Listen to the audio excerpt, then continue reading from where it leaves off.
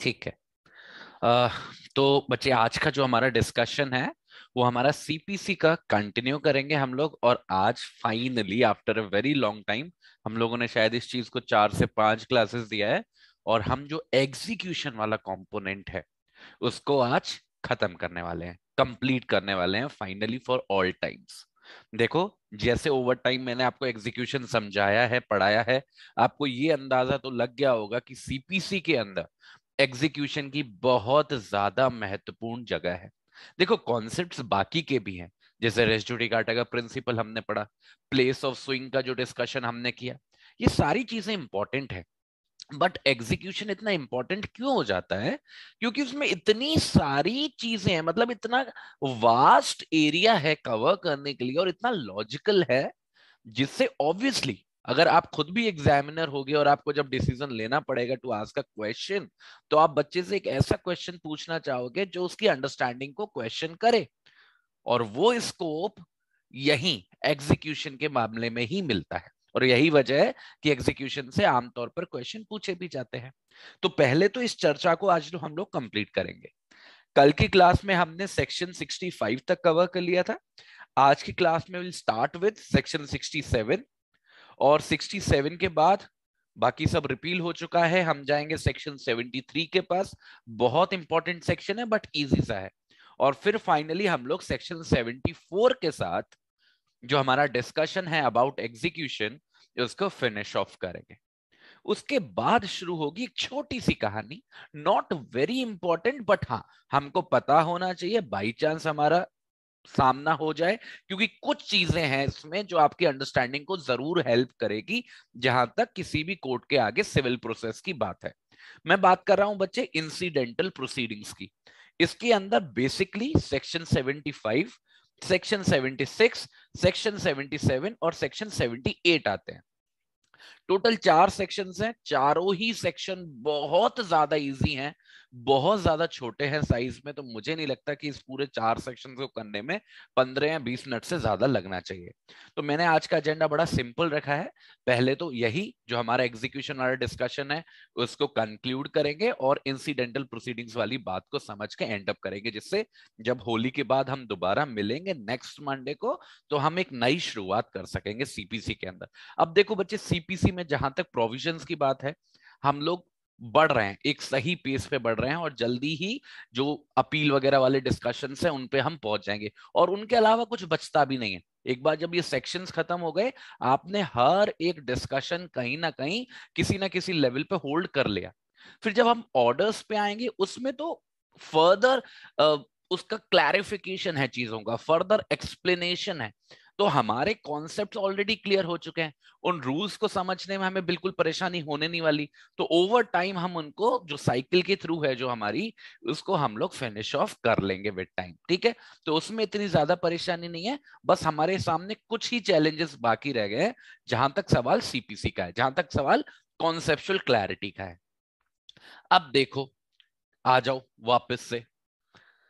अब ये जो बच्चे, मैंने आपको जो लास्ट सेक्शन पढ़ाया था अपनी लास्ट क्लास में, जिसमें मैंने आपको समझाने की कोशिश करी थी कि ये जो परचेजर है, और ये जो परचेजर का टाइटल है, उसके बारे में ये जो रूल बनाया गया है कि भाई हम ये मान के चलेंगे कि not at the point of time जब उसकी वो प्रॉपर्टी एब्सोल्युटली हो गई, बल्कि जिस दिन उसने वो प्रॉपर्टी खरीदी, मतलब जब उसे प्रॉपर्टी बेची गई डिक्री के एग्जीक्यूशन में, वो दिन वो पॉइंट ऑफ टाइम रिलेवेंट होगा, और उसी के तहत हम मानेंगे कि वो प्रॉपर्टी उसमें वेस्ट हो गई थी। अब ये जो प्रिंसिपल है ये हमारी बहुत हेल्प करता है। देखो, यहाँ पे हम जब किताबिया नॉलेज पढ़ते हैं ना, तो कई बार हमको कई चीजों का हाथ पैर समझ में नहीं आता, कई बार हम चीजों को रिलेट नहीं कर पाते, क्योंकि हमने वो चीजें कोर्ट में होती हुई देखी नहीं है, विच इज क्वाइट लॉजिकल। क्योंकि हम ज्यादातर बच्चे क्या करते हैं, जो लोग ज्यादा जिनका फोकस होता है प्रिपरेशन की तरफ, वो अवॉइड करते हैं इंटर्नशिप्स वगैरह या कोर्ट में जाना फॉर दैट रीजन। और वो एक सही डिसीजन भी, आई विल नॉट जज दैट, सही डिसीजन भी है, क्योंकि it waste a lot of time. पर हाँ, कभी कभी ऐसे कभी सेक्शन आता है तो उसका इंटर रिलेशन में हम थोड़ा सा लैग करते हैं, उसके लिए मैं हूं यहाँ पे। तो उसके लिए आप बिल्कुल परेशान मत हो, मैं आपको ग्लिम्स देता रहूंगा प्रैक्टिकल की क्या सिनेरियो है। बच्चे ये जो रूल बनाया ना, सुनने में छोटा सा रूल रखता है पर ये बड़ा इंपॉर्टेंट होता है। ये इसलिए इंपॉर्टेंट होता है कि अगर हम ऐसा होल्ड करेंगे कि कोई पर्टिकुलर पर्सन जो प्रॉपर्टी को खरीद रहा है और उसको ओनर मान लेंगे फ्रॉम दैट पॉइंट, जिस दिन उसके फेवर में कोर्ट ने ऑर्डर जारी किया, मतलब उसको फॉर्मली प्रॉपर्टी बेची गई, तो उस दौरान उस सेलिंग पॉइंट से और जब तक वो जो सारी रिक्वायरमेंट्स, लीगल रिक्वायरमेंट्स पूरी हो पाती हैं, उस स्पेस के बीच में अगर कोई भी परेशानी हुई, कोई भी दिक्कत हुई या कोई भी टाइम लगा, उससे प्रभाव नहीं पड़ेगा इस ट्रांजैक्शन के ऊपर। देखो बच्चे, हमारा एम नो डाउट एग्जीक्यूशन के अंदर डिक्री को सेटिस्फाई करना है, that is our primary aim. हम किसी प्रॉपर्टी को अटैच और सेल कर ही इस वजह से रहे हैं कि हम डिक्री होल्डर के राइट्स को सेटिस्फाई कर सके। बट अगर आपको किसी प्रॉपर्टी को अटैच करना है, चलो अटैच तो आप कर लोगे क्योंकि बीइंग अ कोर्ट आपके पास वो पावर है, पर आपको सेल करनी है कोई प्रॉपर्टी, खुद सोच के देखो। और आप चाहते हो कि लोग इंटरेस्टेड हों ऐसी प्रॉपर्टी खरीदने में, क्योंकि जितने ज्यादा लोग इंटरेस्टेड होंगे उतना ही ज्यादा पैसा वो प्रॉपर्टी फेच करेगी। अगर लोगों के दिमाग में यही भय रहेगा, अरे ये कोर्ट की प्रॉपर्टी है, इसमें बड़ा ड्रामा होता है, इसमें क्लैरिटी नहीं है, इसमें कल को हम फंस जाएंगे, हमारा पैसा फंस सकता है, तो कोई आएगा ही नहीं खरीदने के लिए। तो हमको वो कॉन्फिडेंस भी तो फोस्टर करना है। तो यहाँ पे कोर्ट को समझो कि वो एक बिल्डर है जिसको एक कॉन्फिडेंस फोस्टर करना है अपने क्लाइंट्स में, जिससे वो आगे आए और प्रॉपर्टी को बेझिझक खरीदे। तो ये कॉन्फिडेंस क्रिएट करने के लिए ऐसा प्रोविजन बड़ा जरूरी है।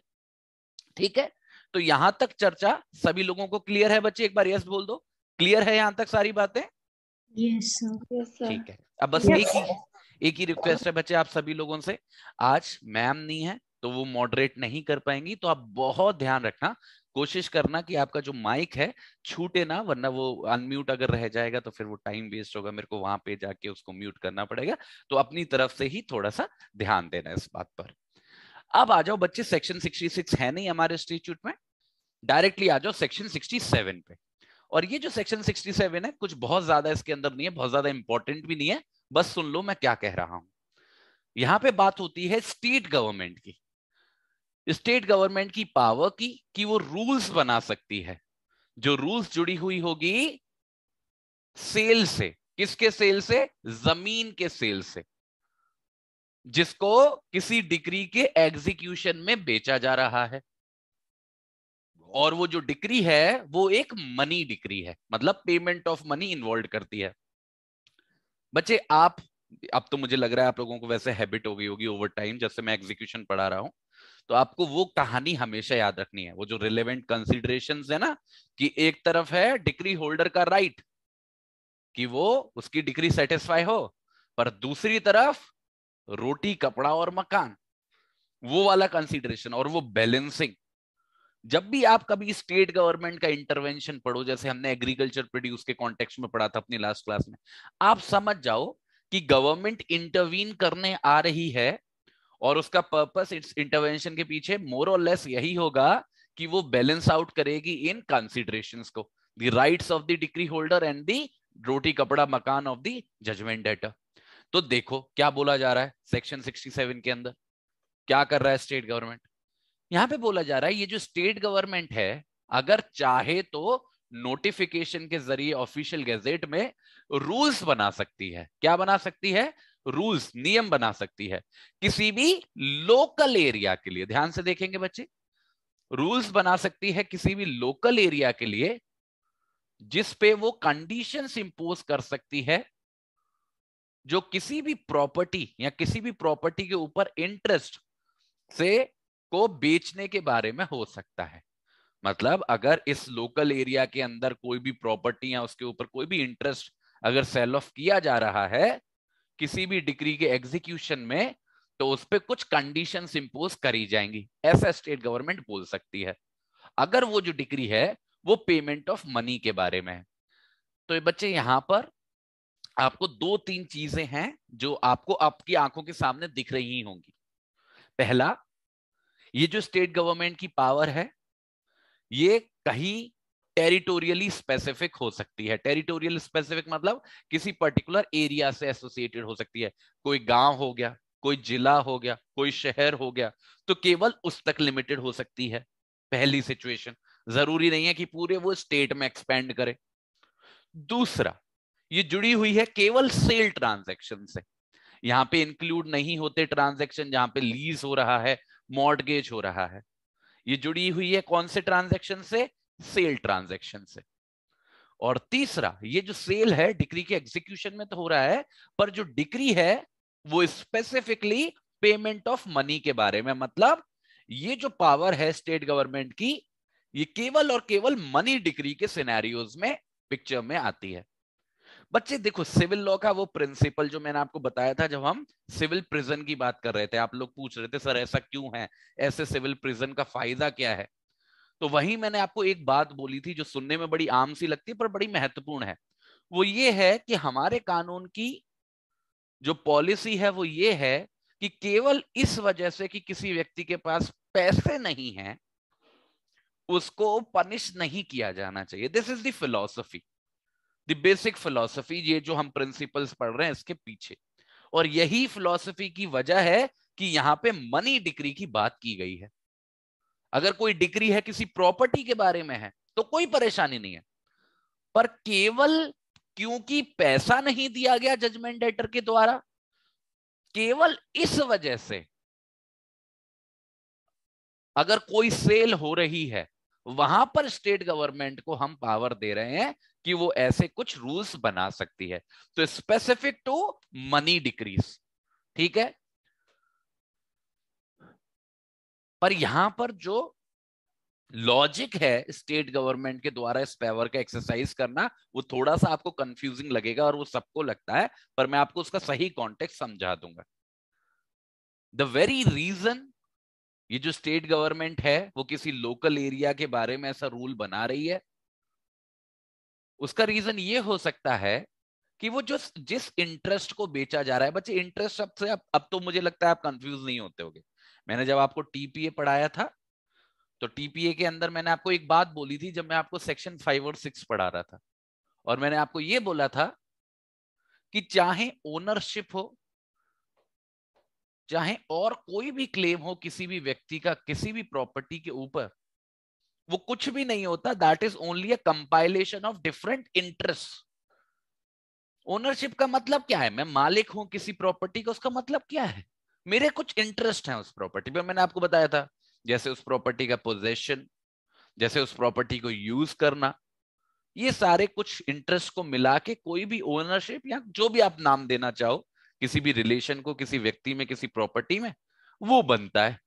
इसीलिए ये इंटरेस्ट इंटरेस्ट शब्द आता है, तो कभी कंफ्यूज मत हो जाना ये कौन से इंटरेस्ट की बात हो रही है, ये बच्चे प्रॉपर्टी की बात हो रही है। ठीक है, तो अगर स्टेट गवर्नमेंट को लगता है कि वो जो इंटरेस्ट है जिसको बेचा जा रहा है, मतलब जिस प्रॉपर्टी के बारे में वो डिक्री हो रही है, जिसको सेल ऑफ किया जा रहा है, वो इंटरेस्ट जो है अनसर्टेन है, अनिश्चित है, या फिर अनडिटरमाइंड है, मतलब एक ऐसी स्थिति में है जहां पे उसकी क्लियर स्पेसिफिकेशन नहीं, दोनों ही शब्द अलग अलग है, दोनों को अलग मतलब है, पर जिस एसेंस में यूज करे गए हैं दोनों की व्याख्या वही है कि ऐसी सिचुएशन है कि वो जो इंटरेस्ट है जिसको सेल ऑफ किया जा रहा है उसके इन एंड अराउंड अनसर्टेनिटी है, अनिश्चितता घूम रही है। ठीक है, जिसकी वजह से क्या हो रहा है, उस प्रॉपर्टी की क्या वैल्यू होनी चाहिए, मतलब उस इंटरेस्ट की क्या वैल्यू होनी चाहिए, उसको डिमार्केट करना इम्पॉसिबल हो गया। ये शब्द बड़ा महत्वपूर्ण है बच्चे यहां पर, इम्पॉसिबल। कई केसेस हैं केवल इस शब्द की वजह से हुए हैं कि कब मानते हैं कि इम्पॉसिबिलिटी आ गई है। ठीक है, तो अभी तक पहले मैं आपको सेक्शंस को रिवाइज करा देता हूं, फटाफट से देख लो क्या क्या रिक्वायरमेंट है सेक्शन की। अगर स्टेट गवर्नमेंट को जरूरी लगता है तो वो किसी लोकल एरिया के बारे में बोल सकती है कि अगर कोई भी प्रॉपर्टी को बेचा जा रहा है किसी मनी डिक्री को एग्जीक्यूट करते वक्त, तो उस पर कुछ कंडीशंस इंपोज की जा सकती हैं।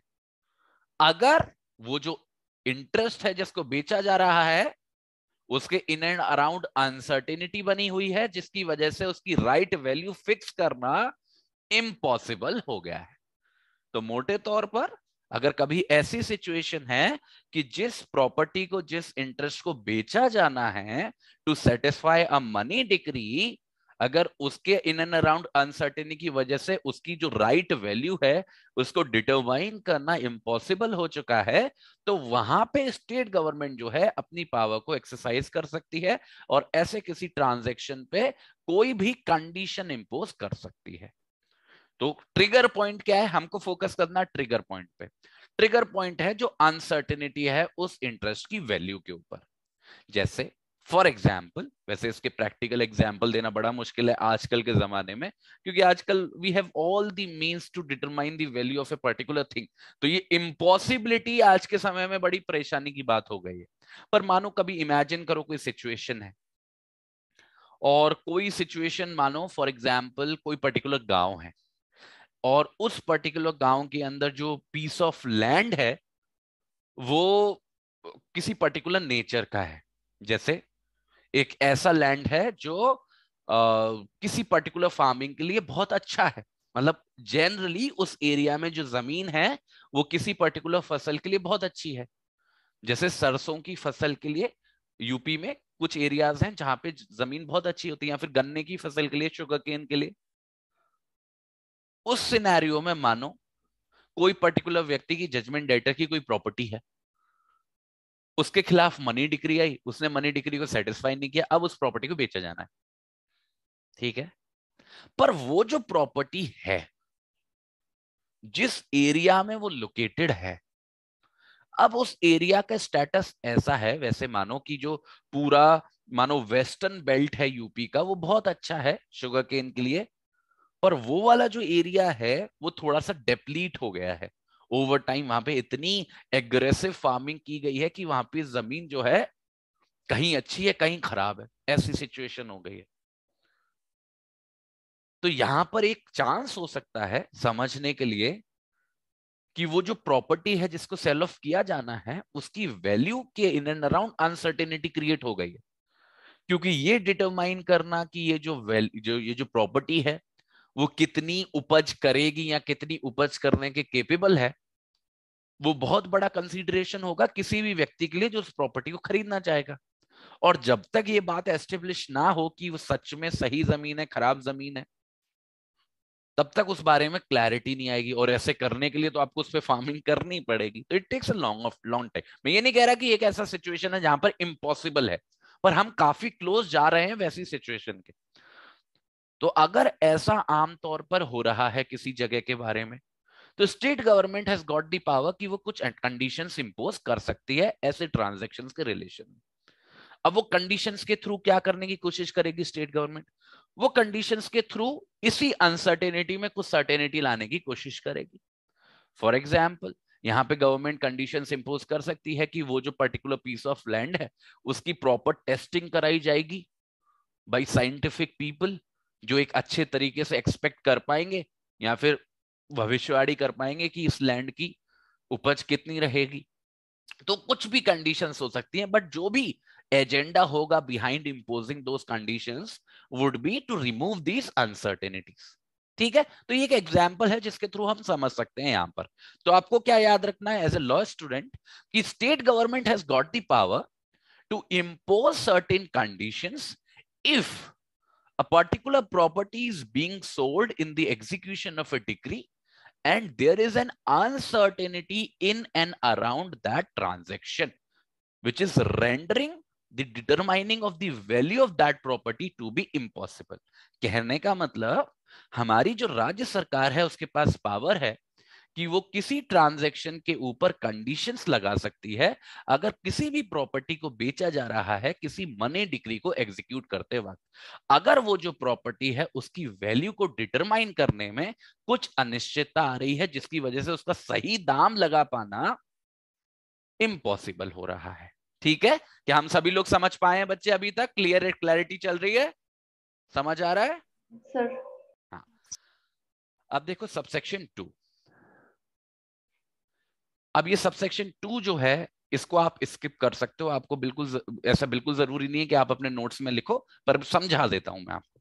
इसमें लिखा गया है कि जब ये जो सीपीसी है जब ये ऑपरेशन में आया किसी भी लोकल एरिया में, अब उस बात को तो बहुत समय हो गया है, ठीक है, तो कोई भी जो स्पेशल रूल अगर पहले से ही चले आ रहे हैं इस सीपीसी के आने से पहले, तो हमारी स्टेट गवर्नमेंट चाहे तो ऑफिशियल गैजेट में नोटिफिकेशन निकाल के ये चाह सकती है कि वो रूल्स कंटिन्यू रहेंगे, या फिर अगर उनमें कोई बदलाव करना चाहती है तो वो भी कर सकती है। तो भाई नॉर्मल सी बात है कि मानो कोई जहां पर सीपीसी अब इंप्लीमेंट हो रहा है 1908 में है मानो हम लोग, और सीपीसी लगाया जा रहा है, और उस पॉइंट ऑफ टाइम पे किसी पर्टिकुलर एरिया के बारे में ऐसा कोई रूल बना रखा है गवर्नमेंट ने, तो गवर्नमेंट की चॉइस है। अगर वो उन रूल्स के साथ कंटिन्यू करना चाहती है वो कंटिन्यू कर सकती है और वैसा नोटिफिकेशन निकाल देगी, या फिर उन रूल्स में अगर वो कुछ चेंजेस करना चाहती है दैट इज ऑल्सो पॉसिबल, उसके बारे में नोटिफिकेशन निकाल देगी। दोनों ही जगह कोई परेशानी नहीं है, पर आजकल के समय पे इसका कोई भी प्रैक्टिकल एप्लीकेशन नहीं रह गया, क्योंकि it has been a very long time जब से ये हुआ है। ठीक है, और ये जो भी नोटिफिकेशन निकाला जाएगा गवर्नमेंट के अंदर, वो सारी बातें लिखेंगे उसके अंदर कि कौन से रूल के साथ वो कंटिन्यू कर रहे हैं और कौन से रूल को वो मॉडिफाई कर रहे हैं, मतलब क्लैरिटी होनी चाहिए। और आखिरी में जो हमारा सबसेक्शन 3 है, जो आखिरी सबसेक्शन है, वो छोटी सी बात बोलता है कि जो भी रूल बनाया जाता है इस सेक्शन के अंदर, ये बड़ा इंपॉर्टेंट है, उसको पेश किया जाएगा स्टेट लेजिस्लेचर के सामने। अब बच्चे देखो, स्टेट जो रूल बनाने की पावर दी जा रही है अंडर सेक्शन 67, वो पावर तो दी जा रही है स्टेट गवर्नमेंट को, सरकार को। पर सरकार को भी हम ना खुली छूट नहीं दे सकते ना। अब सरकार ने कोई रूल बनाया तो उसकी जिम्मेदारी है कि उस रूल को वो लेजिस्लेचर के सामने रखेगी, जिससे सारे लोग जो उस स्टेट में चुन के आए हैं अलग अलग पार्टीज के, वो उस पर विचार कर सके और जैसा हो उसके बारे में इंफॉर्म्ड रहें। तो ताकत बनाने की तो सरकार की ही, गवर्नमेंट ही बनाएगी। जैसे अगर अभी यूपी की बात करूं तो स्वेरिन हो जब हो जाएंगे योगी जी, तो योगी जी बनाएंगे, पर उसको रखा जाएगा पूरे हाउस के सामने after they have been created. ठीक है, क्लियर है बच्चे? सभी लोगों को सेक्शन 67 समझ में आ गया है? Yes sir. ठीक है, अब आते हैं बच्चे सेक्शन 73 पे। अब ये जो सेक्शन 73 है, इस पे क्वेश्चंस पूछे जाते हैं, खासकर ऑब्जेक्टिव टाइप क्वेश्चंस पूछे जाते हैं, क्योंकि इसमें कुछ ऐसे पॉइंट्स हैं जिनको घुमाना घुमाने में मजा आता है। पर ये जो सेक्शंस है अपने आप में बड़ा ही सिंपल, बहुत सिंपल सेक्शन है, मतलब एक इतना सिंपल सेक्शन है कि अगर इसको आप खुद भी पढ़ोगे तो मेरी गारंटी है कि आप 70 से 80% खुद से समझने के लायक हो। तो हम ये कोशिश करेंगे कि इस सेक्शन को पूरा 100% एक बार में समझ लें। इसमें हमें ज्यादा टाइम नहीं लगाना है, बस आप चलते चलो मेरे साथ। पर है इंपॉर्टेंट, तो आप इंपॉर्टेंट लिख सकते हो, अपने नोट्स में लिख लो IMP, जिससे कल को रिवीजन में आपको आसानी रहे। देखो बच्चे, ये जो सेक्शन 73 है, ये बात करता है प्रोसीड्स की। और प्रोसीड्स को आप ऐसे समझ सकते हो, पैसा, एक ऐसा पैसा जो प्रॉपर्टी को बेच के आया है, जिस प्रॉपर्टी को बेचा गया था किसी डिक्री के एग्जीक्यूशन में। देखो, टाइटल से ही कहानी निकालना सीख लो। मैंने आपको बोला है ना, आपका एम क्या होना चाहिए? आपका एम होना चाहिए कि अगली बार मैं सीपीसी पढ़ूं तो मेरे को शुरू के कंटेंट के पेजेस से ही पढ़ लूं, अंदर खोल के देखना ही ना पड़े, या कम से कम देखना पड़े। तो किसकी बात करता है 73? पैसे की, जो पैसा आया है किसी एग्जीक्यूशन के अंदर किसी प्रॉपर्टी को बेच के। पर है बोल क्या रहा है? पैसा तो आ गया, ये बोला जा रहा है कि ये जो पैसा है उसको रेटेबली डिस्ट्रीब्यूट करना है। कैसे डिस्ट्रीब्यूट करना है? रेटेबली। किस में डिस्ट्रीब्यूट करना है? डिक्री होल्डर्स में। अब डिस्ट्रीब्यूट करने का तो मतलब हम सबको पता है, डिस्ट्रीब्यूट मतलब बांटना। डिक्री होल्डर का भी हमें मतलब पता है, डिक्री होल्डर मतलब जिसके फेवर में डिक्री आई है। यहाँ पे होल्डर्स लिखा हुआ है, तो ऐसे चांसेस हैं कि कोई एक ऐसी स्थिति है जहां पर एक से ज्यादा डिक्री होल्डर है ना? पर ये जो रेटेबली है, ये जो शब्द लिखा हुआ है ना, रेटेबली, ये हमारा मेन फोकस ऑफ अटेंशन होने वाला है। अब ये रेटेबली का मतलब क्या है? पैसा बांटेंगे डिक्री होल्डर्स के बीच में, बट रेटेबली बांटेंगे। अब रेटेबली को अभी तो मैं पूरी तरीके से नहीं समझाऊंगा, वो तो मैं आपको सेक्शन के अंदर समझाऊंगा। पर अभी आप ऐसा समझ लो कि एक ऐसे सिस्टम से बांटेंगे जिससे हर एक व्यक्ति का जो भी क्लेम है किसी भी ऐसी प्रॉपर्टी के ऊपर जिसको बेचा जा रहा है वो बराबर हद तक, सुनना इस बात को, बराबर हद तक सेटिस्फाई हो पाए। अब सुनो, अब समझो सही पर्सपेक्टिव में देखो, और एक एक बात को बड़ा ध्यान से देखना। ये सेक्शन कंफ्यूज करने की कोशिश करता है पूरी। यहां पे क्या बोला जा रहा है, जहां पर जो एसेट्स है, शब्दों को देखना, एसेट्स हैं वो कोर्ट के पास हैं और एक से ज्यादा लोगों ने इन एसेट्स को प्राप्त होने से पहले कोर्ट के सामने एप्लीकेशन फाइल करी है। मतलब यहां पर एक ऐसी स्थिति से बात कर रहे हैं हम लोग जहां पर जो पैसा है वो पैसा कोर्ट के पास है, किसी व्यक्ति के पास नहीं है, कोर्ट के पास है, कोर्ट के कंट्रोल में। और ऐसे लोगों की बात हो रही है जिन्होंने कोर्ट के सामने एप्लीकेशन फाइल कर दी थी कोर्ट के हाथ में वो पैसा आने से पहले। दोबारा रिपीट कर रहा हूं, पैसा कोर्ट के हाथ में है और ऐसे लोगों की बात कर रहे हैं जिन्होंने कोर्ट के सामने एप्लीकेशन फाइल कर दी थी उसके हाथ में पैसा आने से पहले। ठीक है, और ये जो एप्लीकेशन फाइल करी थी वो किस बारे में थी, वो किसी डिक्री के एग्जीक्यूशन के बारे में थी, जो डिक्री एक मनी डिक्री थी। ध्यान से देखना बच्चे एक एक रिक्वायरमेंट को। ये जो एप्लीकेशन फाइल करी थी ना लोगों ने कोर्ट के सामने उसके हाथ में पैसा आने से पहले, वो एप्लीकेशन थी डिक्री के एग्जीक्यूशन के बारे में।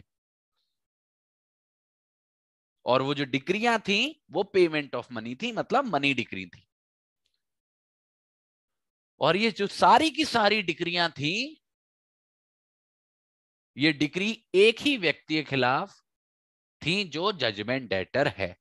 जजमेंट डेटर मतलब जिसकी प्रॉपर्टी बेची जा रही है, जिसकी प्रॉपर्टी बेच के कोर्ट के पास वो एसेट्स आ रहे हैं।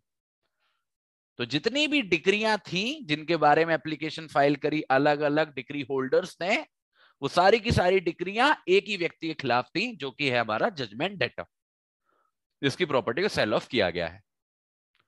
और ये जो सारे लोग हैं जो एप्लीकेशन फाइल कर रहे हैं वो ऐसे लोग हैं जिनकी डिक्रियां सेटिस्फाई नहीं करी जजमेंट डेटर ने, मतलब उनके फेवर में डिक्री है पैसे की, वो अपना अपना केस जीत चुके हैं पर जजमेंट डेटर ने उन्हें पैसा पे नहीं किया है।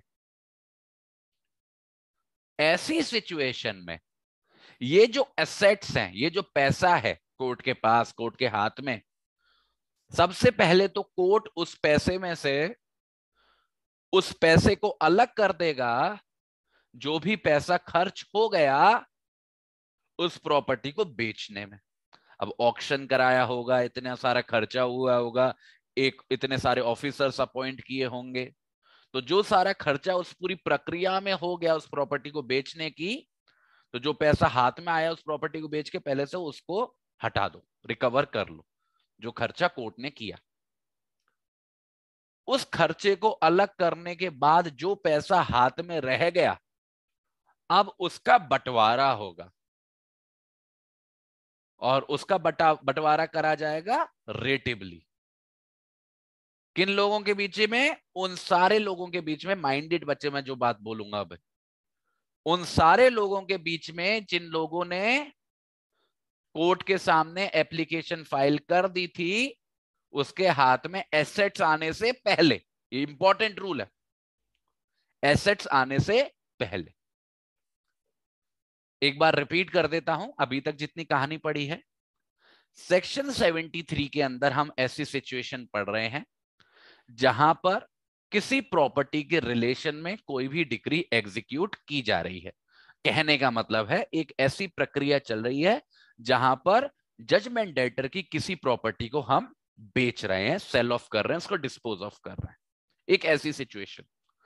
और जो समय है वो समय ऐसा है कि वो जो प्रक्रिया है अभी शुरू ही हुई है, अभी खत्म नहीं हुई है। मतलब उस प्रॉपर्टी को बेच के जो पैसा हाथ में आना है वो अभी हाथ में आया नहीं है कोर्ट के। तो इस समय पर जो भी लोग कोर्ट के सामने एप्लीकेशन फाइल कर देंगे, जो सारे लोग कौन होंगे, डिक्री होल्डर होंगे उसी जजमेंट डेटर के खिलाफ। और जिनकी जो डिक्रियां हैं वो सबकी मनी डिक्रीज होंगी जो सेटिस्फाई नहीं हुई हैं। तो जब कोर्ट के हाथ में वो पैसा आएगा उस प्रॉपर्टी के बिकने के बाद, सबसे पहले तो उसका जो खुद का खर्चा जो हुआ है उस प्रॉपर्टी को बेचने में उसको वो ले लेगा। फिर बचे हुए पैसे में से उन सभी लोगों में वो पैसा बांट देगा। ठीक है, डिस्ट्रीब्यूट कर देगा। ये कहानी हमने पढ़ी। अब है कुछ रूल्स, और ये जो रूल्स है बड़े सीधे साधे से रूल्स है। सबसे पहला रूल ये है कि जहां पर कोई भी प्रॉपर्टी बेची गई, जब वो बेची गई वो सब्जेक्ट थी किसी मॉर्टगेज के या किसी चार्ज के, तो जो हमारा मॉर्टगेजी है या फिर जो हमारा इनकम्ब्रेंसर है, मतलब जिसका चार्ज था, वो एंटाइटल्ड नहीं होगा किसी भी शेयर के लिए उस पैसे में से जो पैसा उस प्रॉपर्टी को बेच के आ रहा है। बड़ा इंपॉर्टेंट रूल है। अब मानो ये जो डिक्री होल्डर्स हैं जो एप्लीकेशन फाइल कर रहे हैं कोर्ट के सामने, अगर वो उस प्रॉपर्टी के जिसको बेचा जा रहा है कोर्ट के द्वारा उस प्रॉपर्टी के मॉर्टगेजी हैं। समझना बच्चे, यहां पे इंटरेक्शन आता रहेगा टीपीए का और सीपीसी का। मानो वो मॉर्टगेजी हैं या फिर इनकम्ब्रेंसर। इनकम्ब्रेंसर मतलब जिनका कोई भी चार्ज होता है किसी प्रॉपर्टी पे।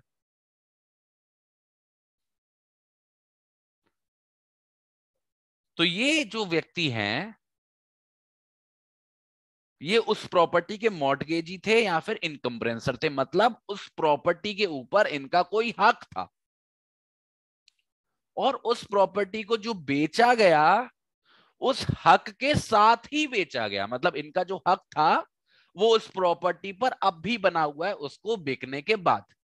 मतलब मानो कोर्ट ने किसी एक्स नाम के व्यक्ति को ये प्रॉपर्टी बेची, और ये जो प्रॉपर्टी है इस पर किसी डी नाम के व्यक्ति का कोई भी चार्ज है या मॉर्टगेज के अंदर कोई भी क्लेम है।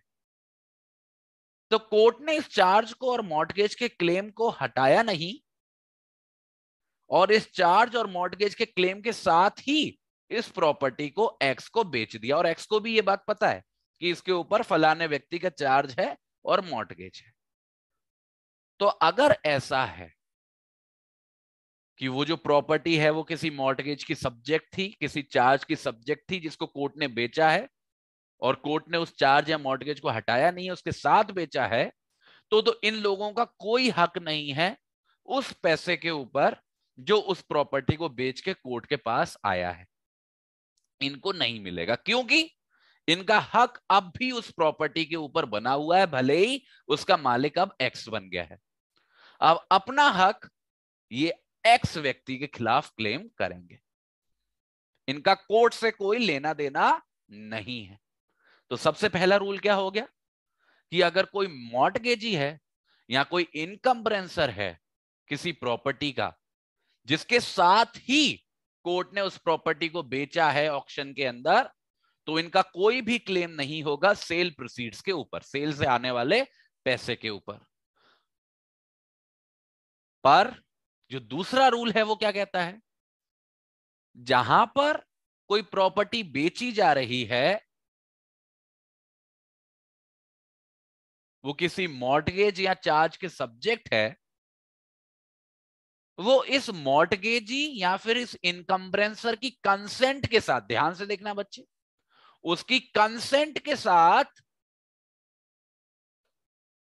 ऑर्डर कर सकती है कि इस प्रॉपर्टी को, इस मॉर्टगेज को हटा के, इस चार्ज को हटा के बेचा जाए।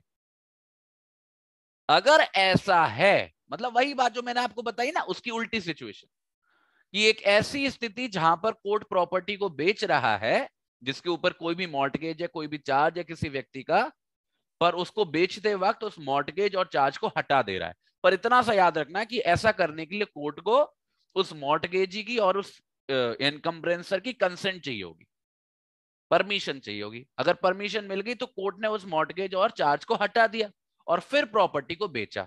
तो मतलब जब कोर्ट ने यहां पर प्रॉपर्टी एक्स को बेची, वो उस मॉर्टगेज और इस चार्ज को हटाकर बेची। तो एक्स जो है वो उसका एब्सोल्युटली मालिक बना और उसके खिलाफ किसी का भी हक नहीं है। अगर ऐसी सिचुएशन है तो ऐसी स्थिति में जो भी पैसा आएगा इस प्रॉपर्टी को बेचकर, उस पर पूरा का पूरा हक होगा इस मॉर्टगेजी का और इस एनकम्ब्रेंसर का जिसका चार्ज था, क्योंकि अब तो उनका चार्ज हटाया है कोर्ट ने। तो कोर्ट की जिम्मेदारी है कि वो उनको पैसा पे करेगा। तो जितने भी पैसे की वजह से जो भी अमाउंट पेंडिंग था उनकी तरफ, जितने भी पैसे के लिए वो प्रॉपर्टी को मॉर्टगेज किया था कभी जजमेंट डेटर ने, या जितने भी पैसे की वजह से इस प्रॉपर्टी पे चार्ज लगवाया था जजमेंट डेटर ने, वो पैसे को कोर्ट पे करेगा उन सेल प्रोसीड्स में से।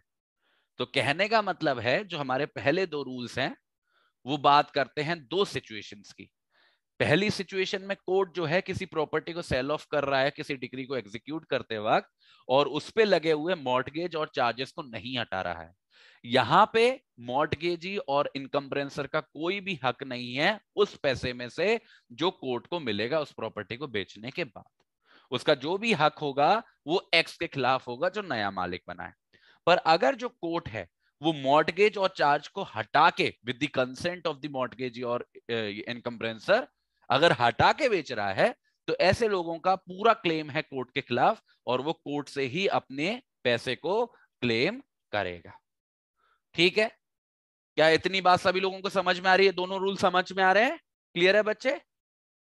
Yes, sir. Now moving to the third rule. ये जो तीसरा रूल है यहां पे बोला जा रहा है कि जहां पर कोई भी इमूवेबल प्रॉपर्टी बेची जा रही है किसी भी डिक्री के एग्जीक्यूशन में,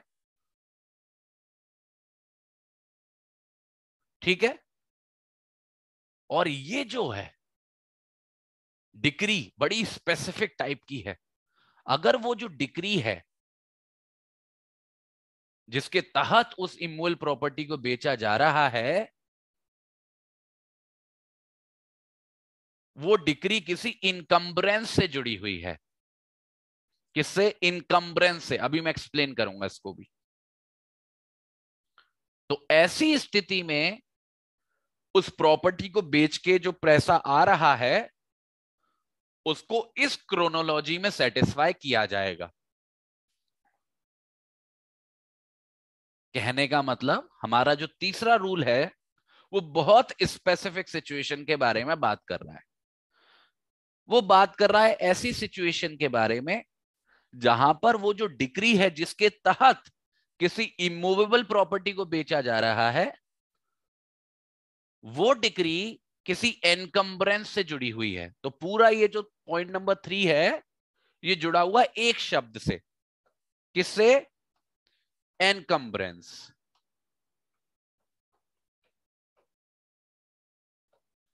अब इस शब्द का मतलब क्या होता है एनकम्ब्रेंस का?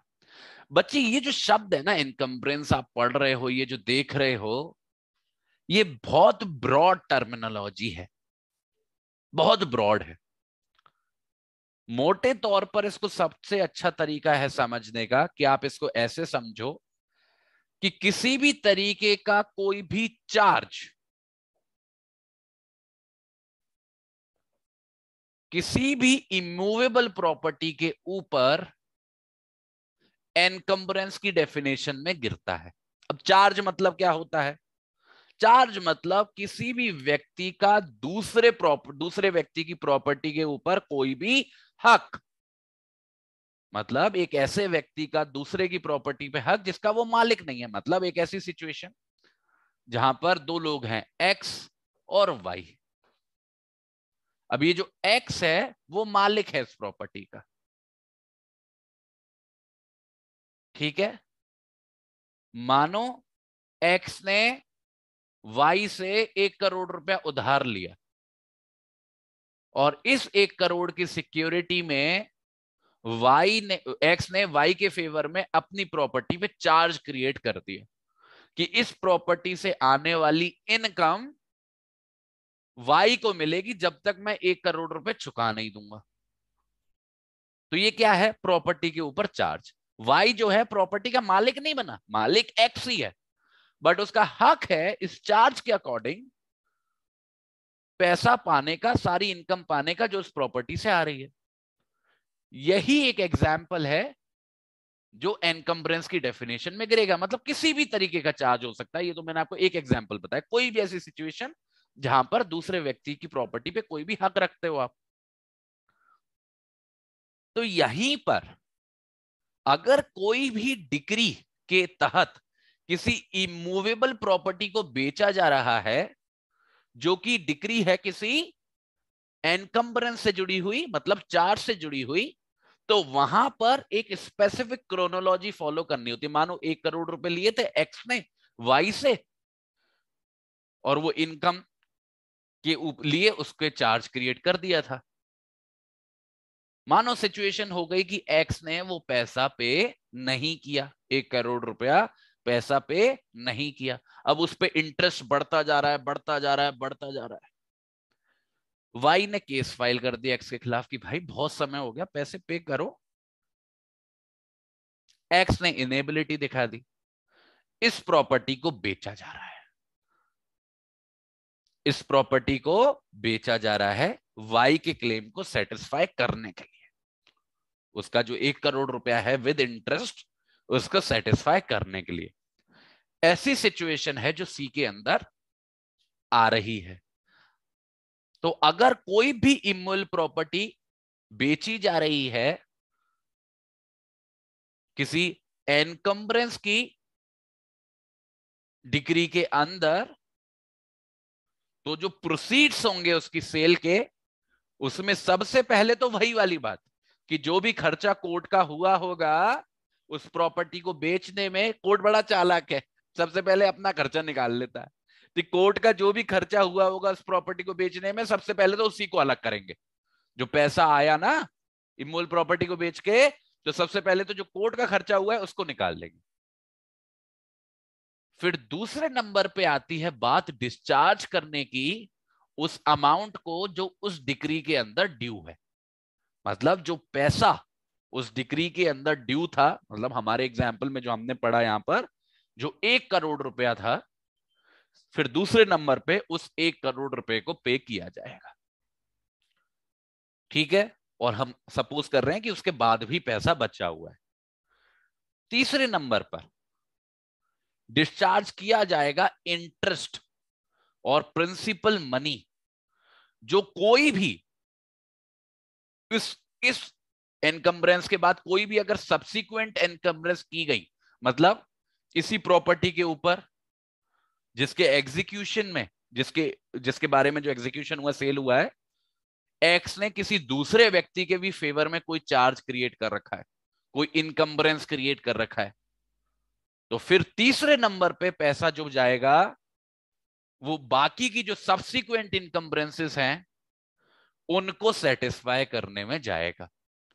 तो सबसे पहले कोर्ट ने अपना खर्चा निकाल लिया, दूसरे नंबर पे जो डिक्री का पैसा है उसको सेटिस्फाई कर दिया, तीसरे नंबर पे बाकी की सारी सब्सिक्वेंट इनकम्बरेंसेस सेटिस्फाई हो गई, और आखिरी नंबर पे अगर पैसा बचता है तो जो भी डिक्री के होल्डर्स हैं, जिनकी डिक्रियां पेमेंट ऑफ मनी के बारे में है उस जजमेंट डेटर के खिलाफ, वही वाली जो मैंने आपको शुरू में बताई, ऐसे लोग जिन्होंने इसी एक्स के खिलाफ अलग अलग केसेस में डिक्रियां पा रखी हैं, और अगर वो लोग अप्लाई करते हैं कोर्ट के सामने उसके हाथ में पैसा आने से पहले, तो उन सब के बीच में उस पैसे को बांट दिया जाएगा जितना भी पैसा बचा है, अगर बचा है तो।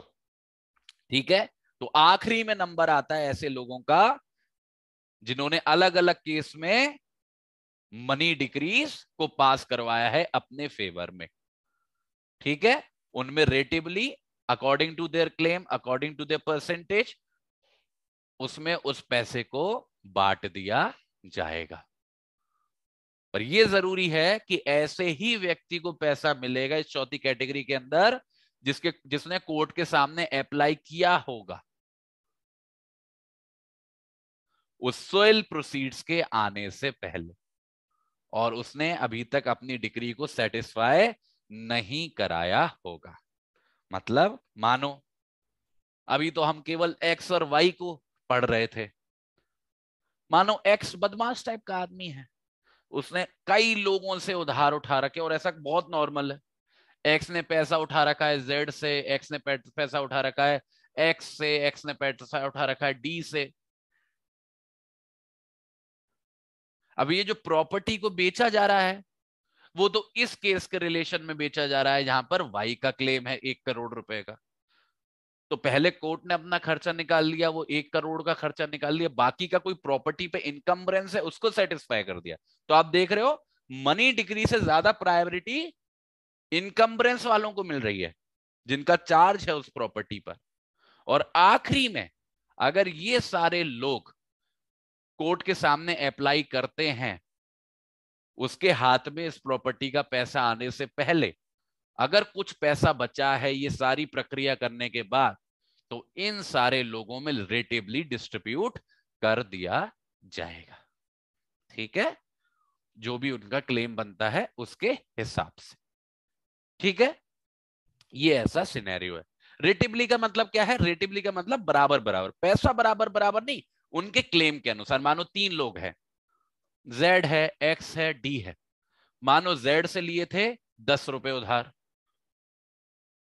एक्स से लिए थे 20 रुपए उधार, और डी से भी लिए थे 20 रुपए उधार, है ना?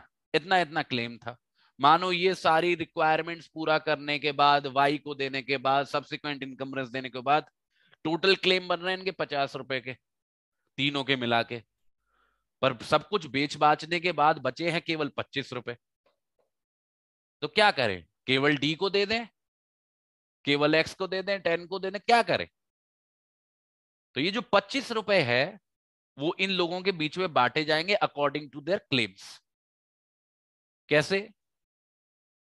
50% इसको सेटिस्फाई कर देंगे 10 रुपए देके, 50% इसको सेटिस्फाई कर देंगे 10 रुपए देके, ऐसे ही 50% इसको सेटिस्फाई कर देंगे 5 रुपए को देके। इसको कहते हैं rateable distribution. According to their claim बराबर बराबर परसेंटेज उनको सेटिस्फाई कर देंगे। क्लियर है? समझ में आया रेटेबल डिस्ट्रीब्यूशन का मतलब? Yes sir. हाँ, अभी तक बने हुए हो, सब कुछ चीजें समझ में आ रही हैं, रिलेट कर पा रहे हो? यस सर इसी हाँ। फोर्थ पॉइंट में अगर जैसे जो बंदे बच गए हैं जिनके पास मनी डिग्री है, हम्म, और कोर्ट ने निकाला जिसको आना है आ जाओ, हम्म, पर आए सिर्फ 2 बंदे और टोटल वैसे 10 बंदों के पास मनी डिग्री थी, हम्म। तो सिर्फ उन दोनों में ही बच जाएगा। हाँ, यही तो। और उसमें भी वेरी स्पेसिफिक, अगर एक बार कोर्ट के हाथ में पैसा आ गया, मतलब सेल वेल हो गई, हाथ में पैसा आ गया, फिर आप अप्लाई कर रहे हो तो उसकी कोई वैल्यू नहीं है। You have to apply prior कि पैसा आने से पहले, तभी आपका कोई भी क्लेम बनेगा, और तभी आपके बीच में रेट, मतलब कोर्ट केवल उन लोगों को कंसीडर करेगा जो सेक्शन 73 की रिक्वायरमेंट पूरी कर रहे हैं।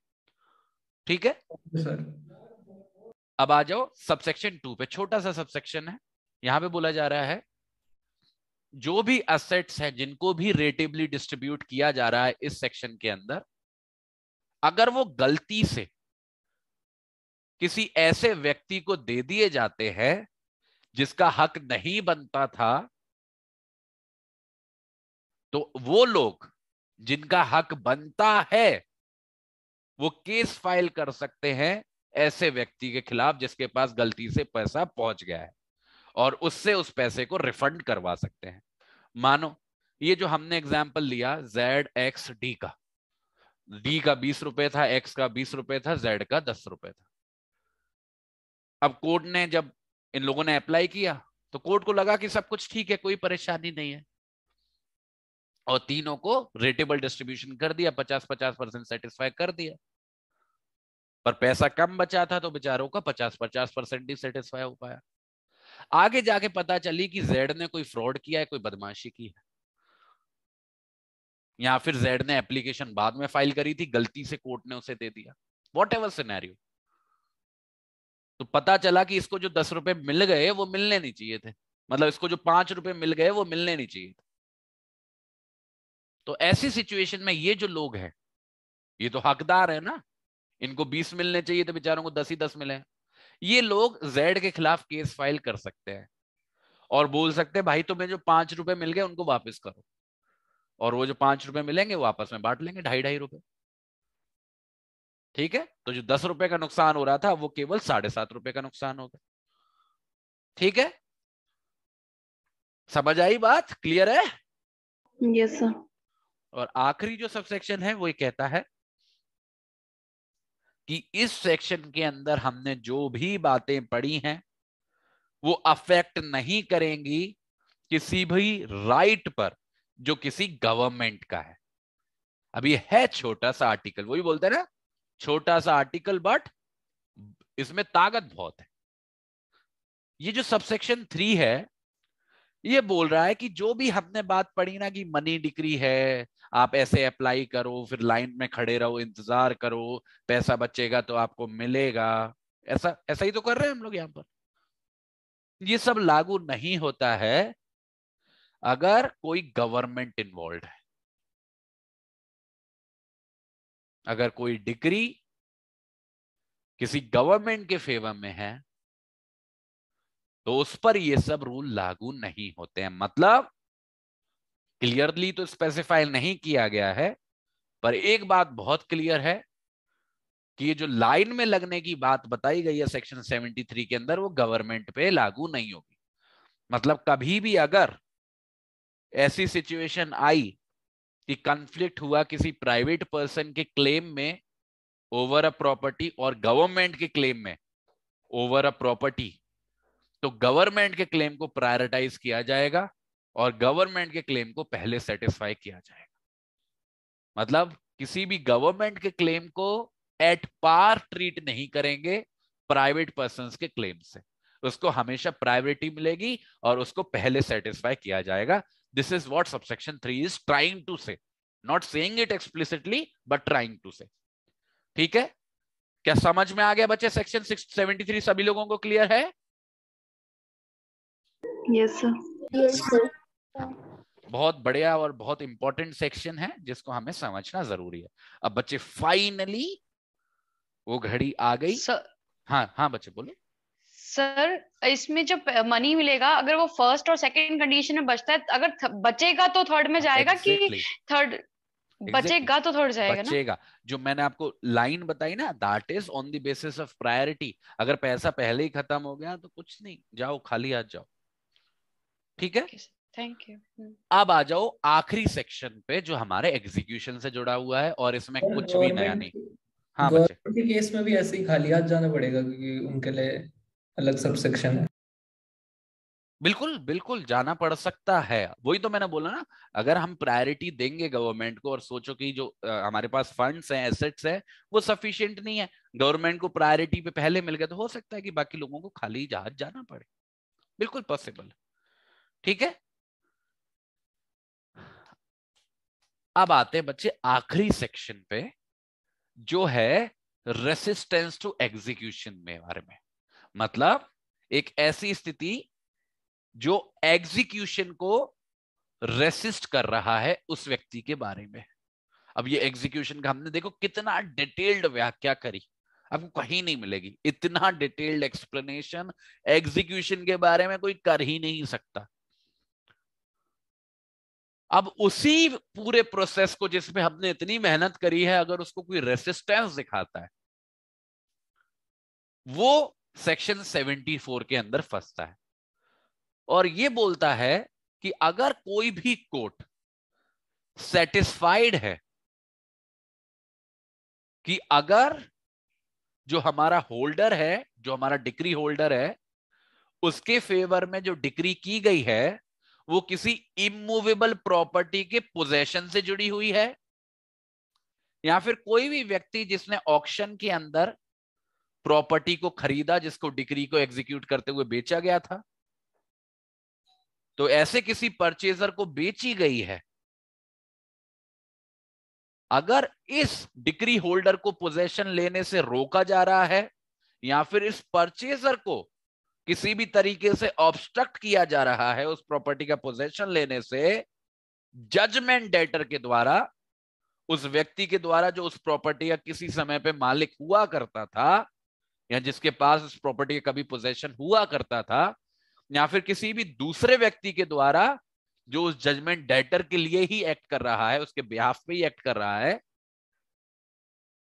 और ये जो रेसिस्टेंस दिखाया जा रहा है जजमेंट डेटर के द्वारा इस दूसरे व्यक्ति के द्वारा, इसकी कोई वजह नहीं है, गुंडागर्दी हो रही है, तो ऐसी सिचुएशन में अगर कोर्ट चाहे तो डिक्री होल्डर या परचेजर के कहने पर ऐसा ऑर्डर जारी कर सकता है कि वो जो जजमेंट डेटर है या वो जो दूसरा व्यक्ति है उसको सिविल प्रिजन में डाल दिया जाए, सिविल प्रिजन में डिटेन कर दिया जाए, जो 30 दिन तक का हो सकता है। और साथ ही साथ ये भी डायरेक्ट कर सकता है कि वो जो डिक्री होल्डर है जिसके फेवर में पोजेशन की डिक्री है, या फिर वो जो परचेजर है जिसने वो प्रॉपर्टी खरीदी है, उसको पोजेशन प्राप्त करवाया जाए उस प्रॉपर्टी का। अब देख रहे हो वही वाली बात, भरोसा क्रिएट करना है, तभी तो लोग आएंगे, तभी तो प्रॉपर्टी खरीदने में इंटरेस्ट दिखाएंगे। तो मोटे तौर पर जो हमारा ये सेक्शन है 74, it is specifically talking of two categories और टू सिचुएशंस, दो सिचुएशंस के बारे में बात कर रहा है। पहली सिचुएशन एक ऐसी सिचुएशन है कि किसी डिक्री के तहत डिक्री होल्डर को किसी भी इमूवेबल प्रॉपर्टी का या किसी भी प्रॉपर्टी का पोजेशन दिया जा रहा है। क्या दिया जा रहा है? पोजेशन, कब्जा। या फिर दूसरी एक ऐसी स्थिति है जहां पर किसी भी डिक्री को एग्जीक्यूट करते वक्त किसी प्रॉपर्टी को बेचा गया जो डिक्री होल्डर की, जजमेंट डेटर की थी, और किसी व्यक्ति ने उस प्रॉपर्टी को खरीदा। तो इन दोनों ही सिचुएशन में, जहां पर डिक्री होल्डर को पोजेशन मिला है, जहां पर किसी परचेजर ने प्रॉपर्टी को खरीदा है, अगर इन लोगों को किसी भी तरीके से ऑब्स्ट्रक्ट किया जा रहा है, रेसिस्ट किया जा रहा है जजमेंट डेटर के द्वारा या उनके बिहाफ पे किसी भी व्यक्ति के द्वारा, तो कोर्ट के पास ये पावर है कि वो उस जजमेंट डेटर को या इस दूसरे व्यक्ति को जेल भेज सकते हैं, सिविल प्रिजन भेज सकते हैं, जिसकी अवधि 30 दिन तक की हो सकती है। साथ ही साथ उस डिक्री होल्डर की और उस परचेजर की मदद करने के लिए ऑथोरिटीज को यह भी डायरेक्ट कर सकते हैं कि उनको कब्जा दिलवा के दिया जाए।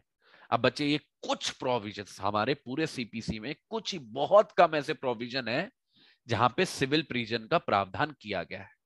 एक तो हमने पढ़ा था एग्जीक्यूशन में कि सिविल प्रिजन भेज सकते हैं, उसमें हजार उन्होंने लॉजिक लगा दिए थे।